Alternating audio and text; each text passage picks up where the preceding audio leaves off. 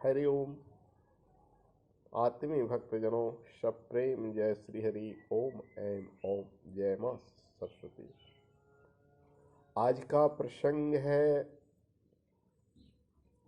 अभिवादनशीलस्य नित्यं वृद्धोऽपि सेवना चत्वारितस्वर्धन्ते आयुर्विद्या यशोबलम्।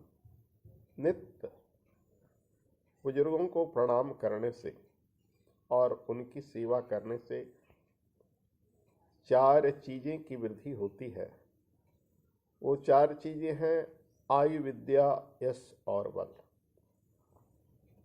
संसार में कोई भी ऐसा टॉनिक नहीं है जो आपको मुफ्त में बल दे, शक्ति दे, लेकिन अभिवादन एक ऐसा टॉनिक है कि सिर्फ बल ही नहीं, आयु विद्या यशो बलम। आयु, विद्या, यश और बल। बाबा जी महामृत्युंजय जपते हैं तब आपकी मार्केश कहीं कटता है, लेकिन यदि आप माता पिता गुरु की चरण रज नित्य लेते हैं तो आपका मार्केश क्यों ही कटेगा। इसलिए बाबा गोस्वामी तुलसीदास जी भी लिखे हैं, गुरु पीतु मातो महेश भवानी, प्रणवो दिन बंधु दिन दानी। यानी गुरु, पिता, माता और महेश भवानी शिव शंकर की नित्य वंदना करने से, प्रणाम करने से मंगल ही मंगल होता है।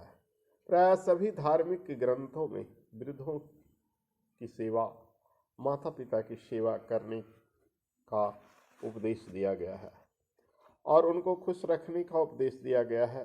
परंतु विडंबना यह है कि मनुष्य सभी प्रकार की सुख आनंद का जीवन जीना चाहता है, लेकिन वह दूसरों का सुख और प्रसन्नता देने में कोई रुचि नहीं रखता।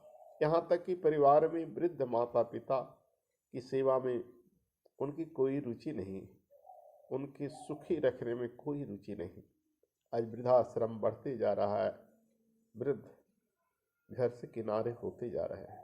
सबसे बड़ी विडंबना यही है। पूजा पाठ करने वालों की संख्या बढ़ गई है, मंदिरों की संख्या बढ़ गई है, लेकिन उसके उपदेशों की संख्या नहीं बढ़ी है, अनुकरण करने वालों की संख्या नहीं है। पूजा पाठ धर्म जो सिखाता है वो किसी के अंतःकरण में नहीं विराजता। आज परिवार में वृद्ध माता पिता की उपेक्षा पूर्ण जीवन जीने के लिए विवश हो गए। कभी कभी तो यह देखा जाता है कि पुत्र वृद्ध माता पिता को जबरन वृद्धाश्रम में छोड़ जाते हैं और फिर उनके सुख दुख का नाम भी नहीं लेते। कुछ वृद्ध जिनको वृद्धाश्रम में जगह नहीं मिलती, वे मथुरा वृंदावन जैसे तीर्थ स्थानों के अनाथालयों में जाकर शरण ग्रहण करते हैं और भीख मांगकर पेट भरते हैं।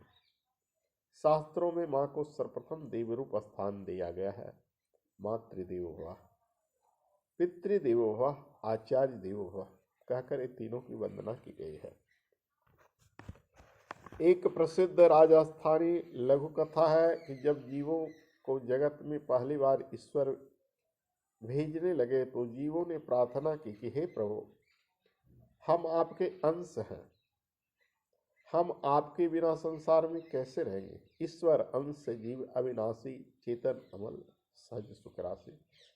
गोस्वामी तुलसीदास जी महाराज ने कहा है, आप भी हमारे साथ सशरीर चलिए। ईश्वर ने कहा, बस यह असंभव है। हाँ, मेरा स्वरूप तुम सबके साथ सदैव रहेगा। और ईश्वर कृपा करके माँ को बना दिए और माँ उसके साथ रहती है।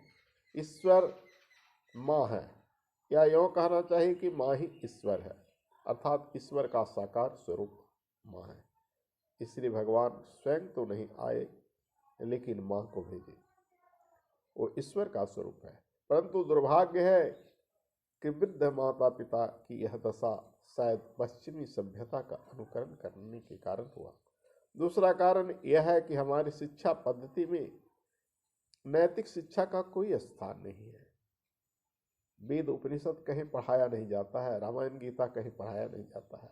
अब तो केवल मातृ दिवस और पितृ दिवस मनाकर ही पुत्र अपने कर्तव्य का इतिश्री मान लेते हैं। यह दशा वृद्ध माता पिता के लिए अत्यंत पीड़ादायक है। और उतना ही नहीं, भारतीय संस्कृति को लोप करने में भी यह परंपरा है।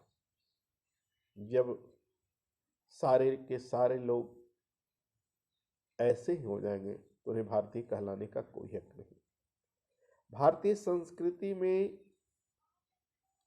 जो स्थान माता पिता गुरु का है वो और किसी संस्कृति में नहीं है। मातृशम तीर्थ नास्ति, मातृशम देव नास्ति, पिता धर्म पिता स्वर्ग, पिता ही परमं तपः, पितृमाप्यन्ते प्रियन्ते सर्वदेवता। पिता की महत्ता बताता है वाल्मीकि रामायण। जननी जन्मभूमि च स्वर्गादपि गिरीयसी, कहकर माता और मातृभूमि को स्वर्ग से बढ़कर बताता है। परंतु कितना चिंतनीय है आज की पीढ़ी जो उनकी उपेक्षा करती जा रही है। तनिक विचार करें।